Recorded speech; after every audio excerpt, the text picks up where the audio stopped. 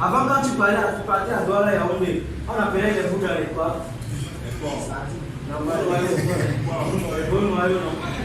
Oui, les bouddhas, les avocats et autres. Votre sardine, c'est. Laissez-moi vous dire que depuis 1994, le professeur Rochenet, il a baptisé l'avocat l'or vert. On a eu l'or quoi? On a eu l'or brillant qui est l'or normalement, on a eu l'or noir qui est le pétrole. Maintenant, c'est le temps de l'or vert qui est l'avocat. Avec l'avocat, on fait beaucoup de choses. On fait les cuillères, les fourchettes, on fait quoi? On fait les compléments alimentaires, on fait les huiles essentielles, on fait les huiles végétales et autres choses. Il y a tellement de dérivés dans l'avocat. Voilà pourquoi nous avons déjà mis 53 hectares d'avocatique de fait sur place. L'objectif, c'est mettre combien? 1000 hectares d'avocatique de fait avant 2023. L'objectif pour 2021, c'est mettre 150 hectares parce qu'on a déjà mis 53 hectares. Vous pouvez venir visiter. Nous ne devons pas être les gens qui aiment bavarder, qui aiment parler, qui aiment blaguer, qui aiment jouer. Mais soyons concrets. Dans tous mes séminaires, je dis que l'Occident va venir se former ici. On va payer le visa pour entrer dans ce pays. Et c'est faisable, c'est probable. D'ici peu. Les gens sont en train de quitter leur pays. Vous voyez les Anglais. Les Anglais, les Chinois, ils sont en train de quitter leur pays. Et il faut que nous, étant jeunes, nous sommes dans un institut qui forme. On parle du supérieur. Quand on parle du supérieur, on doit montrer également dans le comportement du supérieur qu'on est vraiment supérieur. Nous voyons par exemple les Chinois qui viennent s'installer. Ils s'installent, ils commencent à installer les restaurants. Ça, c'est déjà le colonialisme. Et si vous faites encore très grave, très mal, vous allez avoir des soucis. J'ai un partenaire avec qui je travaille toujours à Balanté. Il est allé au Canada. Il arrive au Canada, près de 45 Camerounais l'accueillent. Il dit que vraiment, tu fais comment pour réussir au pays avec tes projets et tout. Parce que c'est un ingénieur de ville. C'est d'ailleurs lui qui gère le fait des écarts de verre de Mbala. 7000 tonnes de verre. Vous savez combien ça peut donner au Cameroun? 350 milliards de dollars. Ça rembourse tous les dettes du Cameroun. On devient un pays. Pas pays en voie d'émergence, mais pays émergent en moins de 3 ans. C'est faisable avec une éducation vraiment poussée. Et c'est pour ça que l'Institut Polytechnique de Bouddha est là. Nous ne sommes pas venus ici là pour blaguer, je ne sais pas trop, pour chercher les petites, pour jouer, pour blaguer, jouer, regarder les téléphones. Nous ne sommes pas venus pour ça. Laissez-moi vous dire, nous ne sommes pas venus pour ça. Nous avons aidé la Chine aujourd'hui, il faut que la Chine nous aide chaque jour. Dans l'agriculture, les premiers producteurs du bio en Afrique, ce sont les Togolais. Et ils envoient toute leur production en bio en France. Les Togolais meurent de la famine. Même chose pour le Cameroun. Hein? Pourquoi il y a variation de prix de nourriture du porc? À cause de la mauvaise politique. Vous pensez que quand on n'a pas une bonne mentalité de vraiment s'asseoir là-bas, on va changer, on va rien changer. Ça a commencé ici, dès les bas âges. Voilà pourquoi nous, la famille de là, on a commencé à installer la culture de plantes médicinales dans les écoles primaires. On a commencé dans les écoles primaires, après quoi on a eu le secondaire. Il y a le supérieur qui appelle, mais pour le moment, on ne veut pas se disperser. Et tout ça, si on veut vraiment réussir, c'est ensemble qu'on peut réussir. Nous, on ne peut pas, étant seuls, mais ensemble, on peut réussir. Si nous avons choisi ce domaine, vous également, vous pouvez le faire. Oui, bon, ça c'est. Voilà notre grand type là, il a planté son truc. Comme je l'ai dit ici, c'est lui qui coupe un arbre. Il est dans son appendaison là. Voilà, il est au désert en train de planter un arbre. Il arrose, il prend la peine même. Il a arrosé, mais il prend la peine de prendre le parapluie. Mettre encore là pour empêcher que le soleil ne vienne frapper. Vous voyez combien il a l'amour de la plante? Hein? Non, aujourd'hui on n'a même pas l'amour de son prochain. Est-ce qu'on doit avoir l'amour de la plante? Hein? Tellement d'hypocrisie. Un premier sort à l'Institut Polytechnique. Toi qui es son second, au lieu de l'encourager, tu commences l'hypocrisie, tu commences la jalousie. Avec ça, on ne peut jamais développer ce pays. C'est avec l'amour du projet qu'on peut développer ce pays. Et quand tu aimes ton prochain, tu peux aimer cette plante. Parce que cette plante-là, c'est la nature. Puis, après un bon bout de temps, le gars a pu utiliser son parapluie pour lutter contre le soleil. Il est là assez confortablement. C'est nous qui arrangeons notre milieu. Quand on parle de, on appelle l'immigration clandestine et tout, c'est parce que nous fabriquons notre propre enfer ici et on veut courir aller chez le voisin. Tu ne peux pas aller rester chez ton voisin, tu dis que mon voisin est devenu mon père. Mon ami, le jour que ses enfants vont grandir, même ces enfants-là vont été chassés aussi. Donc, cultivons, aménageons notre endroit. Voilà par exemple une ville. Tout au long de la ville, il n'y a rien comme plante. La ville de Bouddha, il n'y a rien comme plante. Vous pensez que qu'est-ce qui va donner la beauté de la ville? Hein? Il y a tellement de monoxyde de carbone là qui se fixe dans l'air, ça nous donne des maladies. On va parler de quoi? De palpitations, de que le poumon commence à noircir. Toi aussi, il y avait des arbres. Pardon? Il y avait une question. Donc, on va continuer. C'est ça. Un projet. Regroupons-nous tous ensemble, on part à la mairie, on monte un projet pour reboiser la ville. Même si on commence uniquement avec les fleurs, on va s'en sortir. Nous avons tellement de méthodes pour réussir. Mais il faut être ensemble. Seul, on ne peut pas. Que ce soit comptable, quelqu'un qui fait le génie civil ou n'importe quoi. Tu as appelé à mettre ta part d'aider à l'édifice.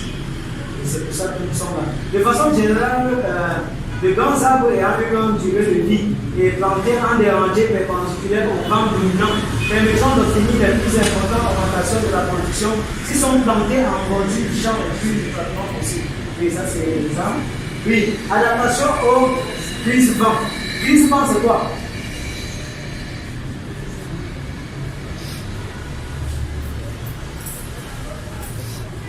Quand je choisissais quelqu'un en classe, c'est toi qui dois répondre. Quelqu'un avait par exemple les 15 ans en bas, donc ils ne peuvent pas faire l'exercice. Il va au tableau, il ne parvient pas. Parce qu'on est en train de tricher. Hein? Une société de tricherie ne saurait évoluer. Laissez-moi vous dire. Je travaille avec le docteur, le professeur Miché, c'est lui qui gère la botanique à l'université de Tchang. Et ces citations sont plus basées sur la tricherie. Un développement avec la tricherie, c'est l'échec. On ne peut jamais avoir le succès avec la tricherie. Laissez-moi vous dire ça, c'est catégorique. Si tu as tes 5, contente-toi de tes 5. Tu travailles pour améliorer cette note-là. Adaptation au brise-vent. On a dit que le brise-vent, c'est quoi? Oui, le brise-vent, je veux dire que la petite quantité d'air qui est arrivée par la oui. Et la petite quantité d'air. Oui, ça commence à venir. Il y a encore une autre chose. Par exemple, en juin, lorsque vous partez au champ de maïs, vous pleurez souvent quoi? Vos mamans et vous-même vous pleurez souvent quoi? Que le vent a fait quoi? Faire casser tout le maïs là. Voilà la solution. L'agroforesterie, voilà la solution. Mettre les arbres. Mettre les arbres, on va réussir, vous allez vraiment voir. Faisons des choses concrètes. Ne faisons pas les mathématiques qui nous cassent la tête là, les jacobiens, les histoires. Non, faisons des choses très simples là, très concrètes. Et nous allons réussir. Je ne dis pas que vous abandonnez vos mathématiques. Et la physique quantique, tout ça, ça me dépasse. L'autre là, ça me dépasse.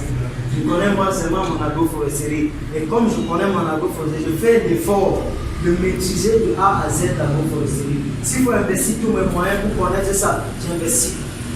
La première échelle de quelqu'un, c'est quoi? C'est la première statisticité.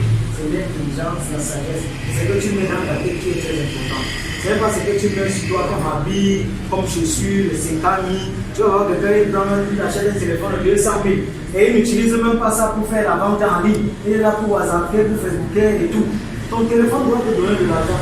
Si ton téléphone ne donne pas l'argent, c'est que tu ne sais pas ce que tu fais, mon ami. Tu vends ça, tu achètes, tu repos. Nous avons tellement d'opportunités pour avoir de l'argent, mais nous gaspillons notre temps.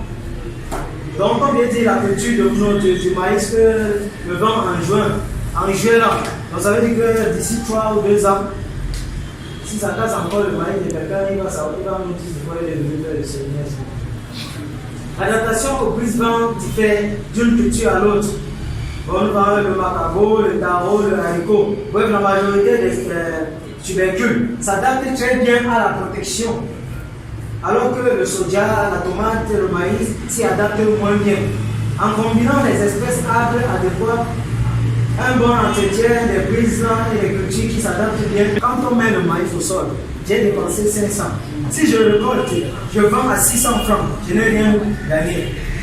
Hein? Je n'ai absolument rien gagné. Voilà pourquoi on parle de la valeur ajoutée. Si j'essaie de vendre mon maïs plutôt à 500, je fais de l'élevage. J'utilise mon maïs pour nourrir afin de créer la valeur ajoutée. Voilà pourquoi le prof parle de la transformation, l'importance de la transformation. Le même cacao qu'on achète ici, le kilo à 1200. On part là-bas en France, dans une zone, une brousse même là-bas, quelque part qu'on ne connaît pas. On nous fait les. On appelle ça quoi? Les trucs que les filles aiment beaucoup là, c'est le mambo. Oui, on nous fait ça. Hein? Oui, disons que c'est moi le mambo. On nous fait le mambo. Le même mambo, on vend à 300. Oui, on vend le même mambo à 300 francs. C'est 700. Le mambo qu'on vous vend à 700. On n'a même pas utilisé le cacao de 5 ans pour faire le mambo là. Laissez-moi vous dire. C'est pour ça qu'il est important de créer de la valeur ajoutée en transformant. Et de ce fait, nous sommes en train de travailler avec les Libanais pour mettre une station d'huile d'avocat à Balanté. Et nous allons installer une unité pour 130 tonnes d'avocats par jour. On voulait lancer le projet cette année, mais j'ai ratissé le bamboutos, j'ai ratissé la main noire, j'ai ratissé le noun, le ndé et la mifi, les 5 départements. Je n'ai pas pu trouver 3000 hectares. Pourtant, pour avoir les 130 000 tonnes au-delà de 6 mois pour produire à l'usine, il faut au moins 5000 hectares. Voilà pourquoi on s'est lancé pour le défi. La coopérative d'avoir 10 000 hectares et planter 1000 hectares d'avocatiers de l'huile. Il y a les variétés bien sûr qui donnent de l'huile. Comme par exemple la variété quoi? Ceux qui sont en monde là. La variété Linda, tenant en huile 23,1%. La variété As, 22,2%. La variété quoi? Il y a 3 variétés. Le feuilleté, 22,8%. Ce sont les variétés qui donnent plus de l'huile. Il faut que Guinness. Et on peut connaître ça avec même pas les feuilles et autres. Donc c'est pour ça que c'est mieux de faire la pratique. L'école qu'on fait seulement crayon là sans faire la pratique, ça ne nous aide pas. Et c'est pour ça qu'on nous a trompé avec la culture des diplômes. Les Français nous ont trompé avec la culture des diplômes. Moi, tu te demandes à quelqu'un, je n'ai jamais vu quelqu'un qu'on a cassé sa maison et porté ses diplômes. Si un bonheur vient ici, là, il voit 10 diplômes là-bas, doctorat, master et autres déposés. Et il voit même les élèves d'un BL 500. Il va prendre que le BL 500 là. Il va pas plus s'en foutre de faire des diplômes de master et doctorat là. Hein? Pardon?